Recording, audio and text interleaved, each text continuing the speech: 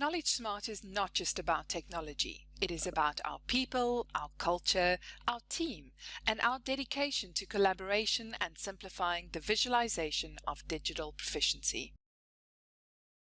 This report has been designed to help key stakeholders get swift access to valuable skills data in an intuitive, easily comprehensible interface. Welcome to the KnowledgeSmart Skills Assessment Report template. In this video series, we will walk you through all aspects of this report. So let's dive right in. There are a number of ways of navigating around this report, but for now, let's just head over to the next tab on the right called Read Me First. This is normally a very good place to start. On this report, you will learn about key elements of the report, the structure of the report, and also where to get additional guidance if needed. The next page is called User Guide.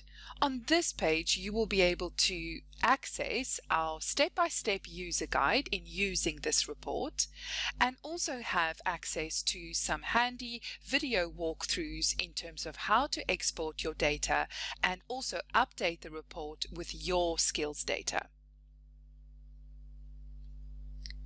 Next up, we have a navigation home page. And on this page, you will see the layout of the entire report. Now, we've tried to group the visualizations into categories, and those categories are illustrated by the different colored buttons. On each report page, you might come across this home icon here as well, and when holding down Control and clicking and following this icon link, you will then be brought back to this navigation menu. You will also come across this icon here, which is our reset button, and that will release any filters that have been applied on that specific report page, returning it to its default state. You might also come across this little information icon, and when following that link, you will get more information about a specific visualization type or what is being covered on that report page. When you hover your mouse over one of the buttons, you'll notice to follow the link, you need to hold down Control and click.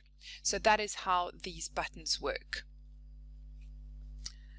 You'll notice that the first couple of pages are in this gray color.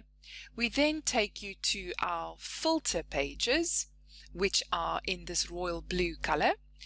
Our user invite data is in this green color. Most of our results visualizations is in this bright blue color here. We then move on to training tags, which is this dark blue color here. Then we look at training requests and skipped questions in this light gray or light shade of blue. And then we have module performance and question performance in this bright yellow.